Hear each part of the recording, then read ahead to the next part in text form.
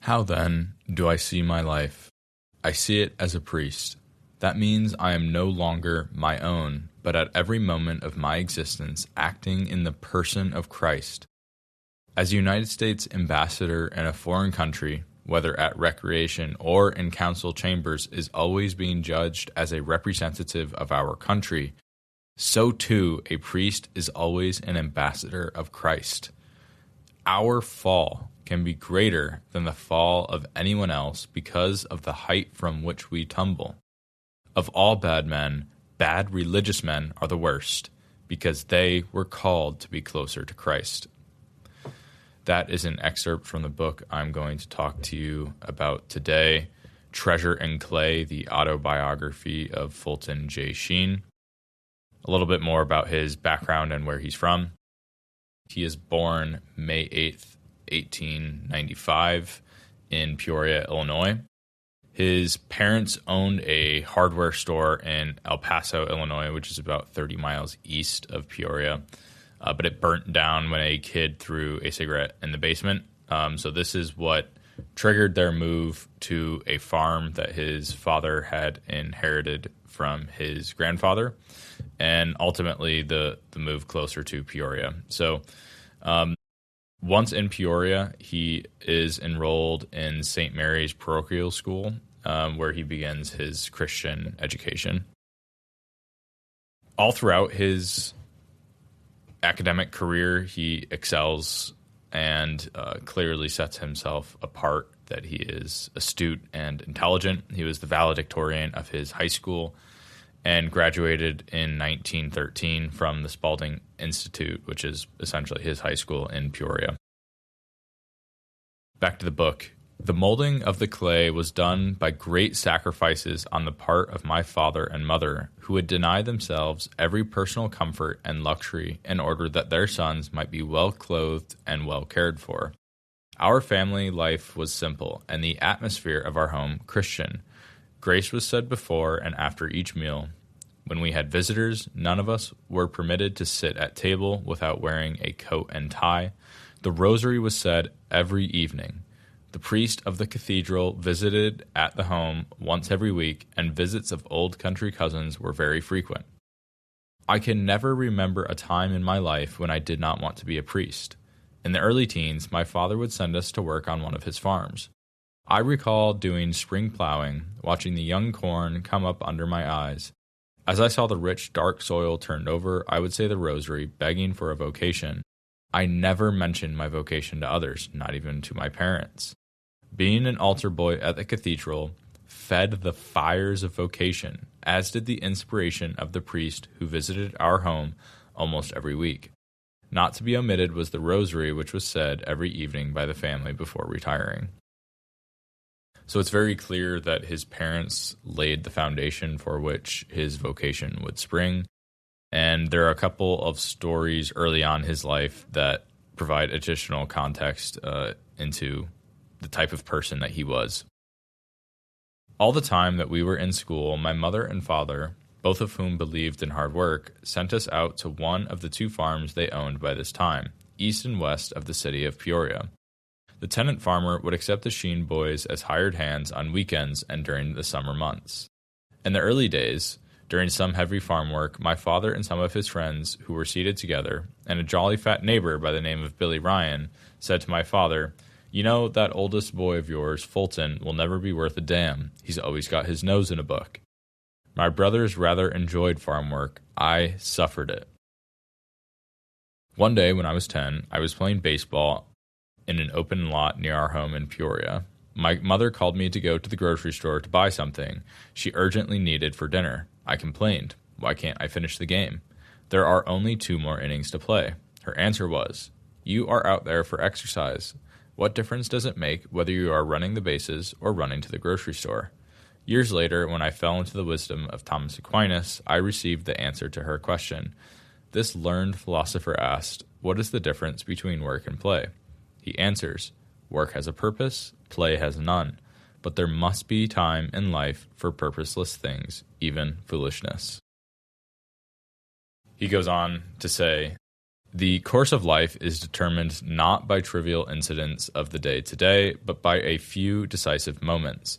There may not be over 3, 4, or 5 such moments in a human life. For many people, it would be the decision of marriage, the taking of a job, or the changing of residence. Certainly, a turning point in my life happened when I finished college and a national examination was given to college students. The prize was a 3-year university scholarship. I took the examination and won one of the scholarships. I was informed sometime during the summer and immediately sent up to St. Viator's College to see Father William J. Bergen, by now my dear friend. He put his hands on my shoulders, looked at me straight in the eyes, and said, "Fulton, do you believe in God?" I replied, "You know that I do." He said, "I mean practically, not from a theoretical point of view." This time I was not so sure, and I said, "Well, I hope I do." "Then tear up the scholarship," Father Bergen said. "The scholarship entitles me to 3 years of university training with all expenses paid. It is worth about $9,000 or $10,000. He said, "You know you have a vocation. You should be going to seminary." So ultimately, Fulton Sheen goes to St. Viator's College. He graduates in 1917 and then goes to St. Paul's Seminary in St. Paul, Minnesota. On Saturday, September 20th, 1919, I was ordained a priest by the grace of God at the cathedral in Peoria. Immediately after ordination, I was sent to the Catholic University in Washington to work for a doctor in philosophy, which required 3 years of residence and study. After 2 years of graduate studies at the university, I felt that I did not have a sufficiently good education to merit the degree of Doctor of Philosophy. I confided my worries to one of the professors, who said, "What would you like to have in an education?" I said, "I should like to know 2 things. First, what the modern world is thinking about. Second, how to answer the errors of modern philosophy in the light of the philosophy of St. Thomas Aquinas." He said, "You'll never get it here, but you will get it at the University of Louvain in Belgium." In September 1921, I left for Belgium and entered the School of Philosophy. Regardless of how long I live, I will never be able to express the depth of my gratitude to this university for the brilliance of its teaching, the inspiration of its leadership, and the development it gave to the human mind. There were no optional or elective courses. Every course was required, so we had to learn metaphysics, experiential psychology, rational psychology, cosmology, Aristotle, modern space and time, etc. These courses were part of the curriculum for all doctoral candidates. So continuing the precedent that was set earlier in life, Fulton continues to excel academically. The board was then selected from the visiting professors to decide on the grade with which one passed. They are always the same as they were for a doctor: satisfactory, distinction, great distinction, and very highest distinction. That night, the university would give a dinner to the successful candidate and induct him into the faculty. If you passed with satisfaction, only water could be served at dinner. If with distinction, beer. If with great distinction, wine. And the very highest distinction, champagne. The champagne tasted so good that night. I received 2 invitations to teach. One was from Cardinal Byrne of London, who suggested I go to Oxford to start some courses in Catholic philosophy and theology. The other came from Nicholas Murray Butler, who was then the president of Columbia University in New York City, inviting me to teach a course in scholastic philosophy there. I sent the 2 letters to my bishop, saying, "Which offer should I accept?" His answer, "Come home." So this must have been, in many ways, devastating for Sheen, but he does not let the bishop or the people around him know this. So as a result, he's appointed to a rural parish back in the Diocese of Peoria after coming home from his university studies in Europe. Editorials appeared in the newspapers against the bishop. Why does he waste a talent of this kind? After spending money educating a man, why put him in a parish like that? I begged my parents never take part in any conversation about the bishop. I never complained, and I can say in my own heart of hearts, this was the will of God. After about a year, the bishop phoned. 3 years ago, I promised you to Bishop Sheen of the Catholic University as a member of the faculty. I asked, why did you not let me go there when I returned from Europe? Because of the success you had on the other side, I just wanted to see if you would be obedient. So run along now. You have my blessing. So despite how difficult it must have been for Fulton to swallow this after receiving a highly prestigious education and excelling academically, to be humbled and to go to a rural parish, he does so without complaining. And this faithfulness is ultimately rewarded because it was a test. His bishop was testing him to see if he would be obedient or if he would reject their proposal. And the result of this faithfulness is the ultimate realization of Fulton's goals to continue to teach. Now continuing, some advice from Cardinal Mercier on teaching. I will give you 2. Always keep current. Know what the modern world is thinking about. Read its poetry, its history, its literature. Observe its architecture and its art. Hear its music and its theater, and then plunge deeply into St. Thomas Aquinas and the wisdom of the ancient, and you will be able to refute its errors. The second suggestion, tear up your notes at the end of each year. There is nothing that so much destroys the intellectual growth of a teacher as the keeping of notes and the repetition of the same course the following year. So Fulton Sheen's own rules of teaching are: 1, never sit. Fires cannot be started seated. I have given thousands of lectures, but very few have ever been written out, either for the classroom or for general audiences. I always felt justified for not reading in the classroom or the pulpit by remembering a remark. I once heard an old Irish woman make a comment regarding a bishop who was reading a speech. Glory be to God, if he can't remember it, how does he expect us to? When preparing for lectures, he would learn the material and then write a lecture without referring to his notes, and then he would then tear up each subsequent letter, relying only on his mind, not the notes. So he is going through this process of repetition to make sure that he fully understands the material and learns it, and at no point in time is he relying on reading anything. And I think this is part of the reason why you can see in his later years, during his time on television, that he fully understands everything, that he has such a firm grasp on the material that he is talking about, and this allows him to raise his teaching to a higher level. It allows him to speak with conviction and poise that might not be otherwise possible if you are reading from a piece of paper. Back to the book. I do know that as long as he opens the doors, I will try to walk in, and I will choose those doors which seem to me to offer the maximum of spiritual opportunity. I beg him every day to keep me strong, physically and alert, mentally, in order to preach the gospel and to proclaim his cross and resurrection.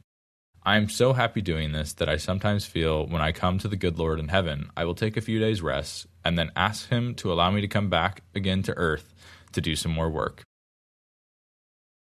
An actor, now famous, asked if he could use my name for life. Martin Sheen.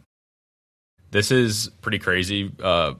Fulton does not go into much more detail here, but this, of course, is Marty Sheen, the famous actor, whose son is Charlie Sheen.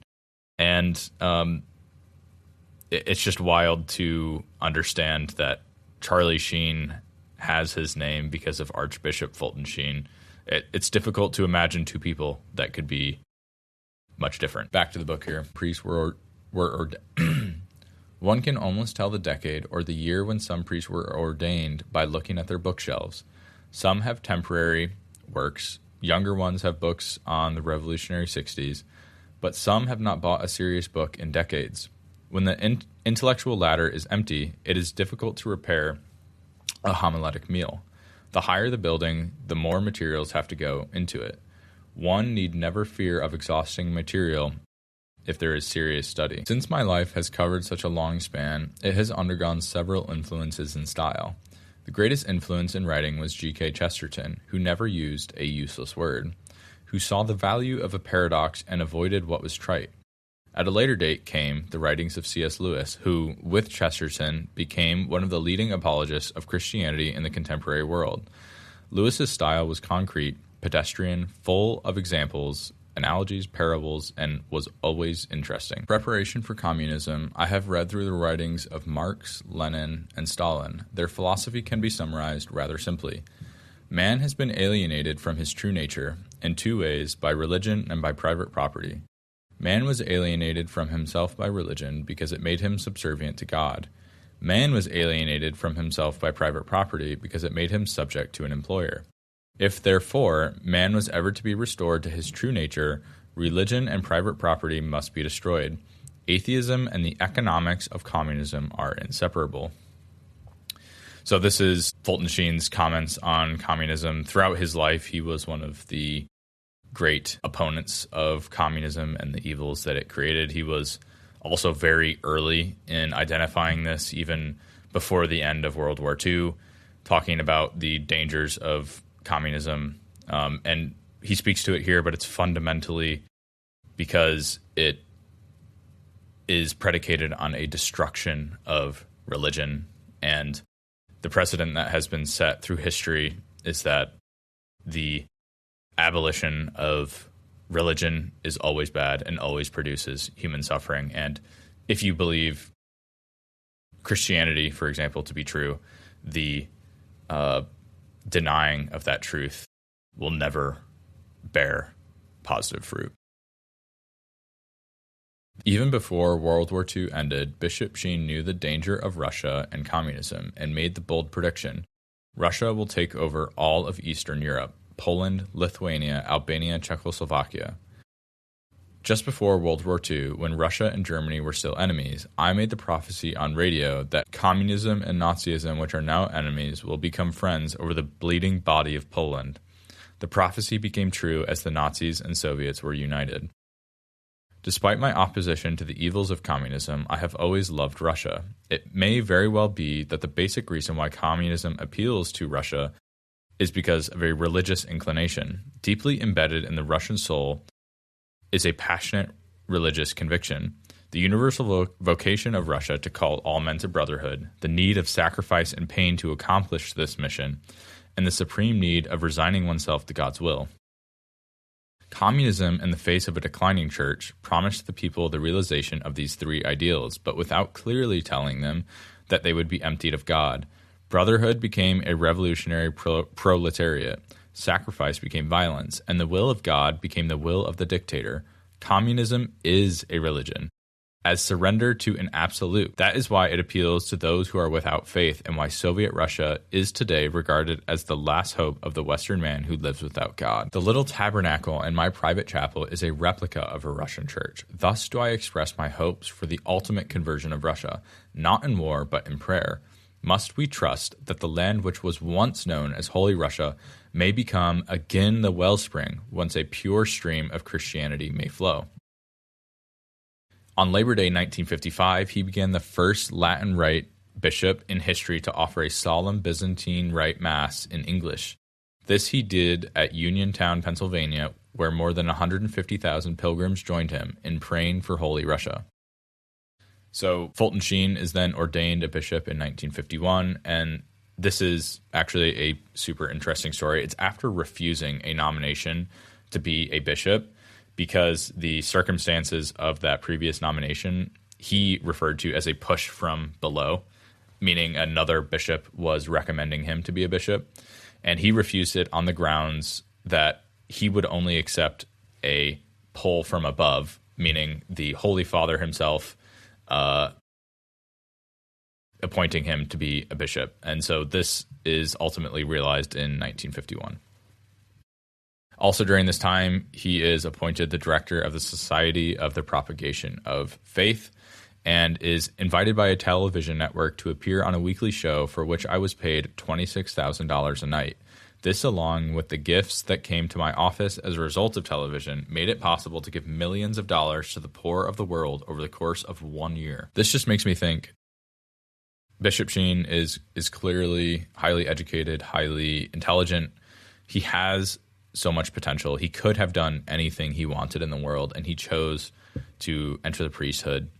And it makes me think he could have been making so much money doing many other things, hosting maybe a secular radio show, potentially in Hollywood, doing many other sorts of things. And though he took a different path, it still resulted in tremendous financial wealth, but it allowed him to be extremely generous and donate large sums of money to the poor.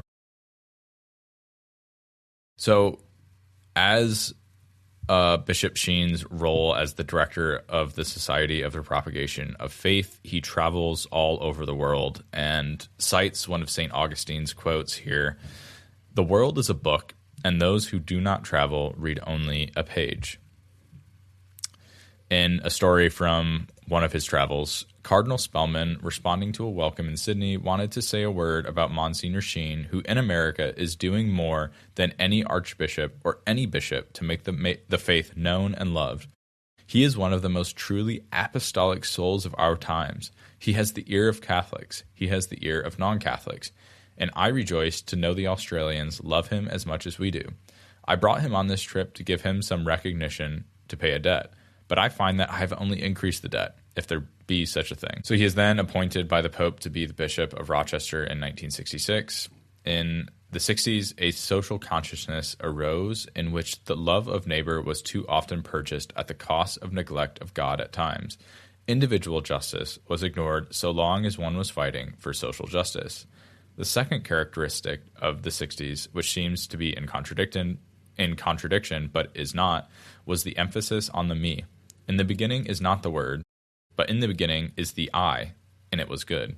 As a consequence of these two assumptions, a sense of personal guilt and sin began to vanish. The only sins were social sins. One of the things that Bishop Sheen is best known for is that he did a holy hour for his entire priesthood. So this is him spending an entire hour in front of the Blessed Sacrament. And it's one of the things that he was most famous for, one of the things that he was most famous for inspiring in others. And he attributes much of his success and his ability to remain faithful to this holy hour. On another occasion in Chicago, I asked permission from a pastor to go into his church to make a holy hour at about 7 o'clock one evening, for the church was locked. He then forgot that he had let me in, and I was there for about 2 hours trying to find a way to escape. Finally, I jumped out of a small window and landed in the cold. This frightened the housekeeper, who finally came to my aid. Even this autobiography is written in his presence, that he might inspire others when I am gone to make the hour that makes life. So there's many, many different stories in his autobiography of the impact of his holy hour and the many different stories of him being committed to his holy hour and the fruit that bore. Back to the book here. So Bishop Sheen is asked to participate in the Second Vatican Council. I'd be in my seat early each morning, and my interest generally was riveted on those who had suffered for the church. I delighted to see Bishop Thomas Quinlan, the bishop from Korea, of whom an American general said that every time he saw him during the war, he had a man on his back. In the Second Vatican Council, it was not schism or heresy that was the issue, but rather the church and the world pouring into the church and the church rushing into the world. Man must be becoming the center and the reference point of everything. This the church could not accept, for it was the church's mission to affirm a divine intervention in the world. The church could not pull up all the drawbridges, lock all the doors, and close all the highways which united herself to the world. So as Archbishop Fulton Sheen progresses in life, and as he gets older, he has an open heart surgery and nearly dies multiple times. And his comments: the second year after the open heart surgery, because of overwork, I was confined to my bed again for many months. During that time, I instructed 4 converts and validated 2 marriages. The horizontal apostate may sometimes be just as effective as the vertical. So even when he's sick, even when he's nearly dying, his ministry continues. His soul longs for bringing others closer to Christ. It's funny the language he uses, but saying that his laying down, his ministry laying down may just be as successful as his ministry when he's upright. And then some closing statistics just to highlight Bishop Sheen's impact. His national broadcast had an average weekly listening audience estimated at 4 million people in the United States alone, and received as many as 6,000 letters a day from listeners. And in the fall of 1951, Bishop Sheen began a television series entitled Life is Worth Living, and it is estimated that he reached 30 million people each week. But ultimately, this truly does not do Archbishop Fulton Sheen justice. His impact is near immeasurable. Millions still watch his broadcast on YouTube today, and I think it is very reasonable to say that he is one of the greatest Catholic evangelists of the 20th century. Because of this, Pope Benedict declared Archbishop Fulton Sheen venerable in 2012, and his path to canonization as a saint is currently in progress. I'll close with a quote from Venerable Fulton Sheen and one of his most popular sayings: "There are not over 100 people in the United States who hate the Catholic Church, but there are millions who hate what they wrongly believe the Catholic Church to be." Thank you, and Deo gratias.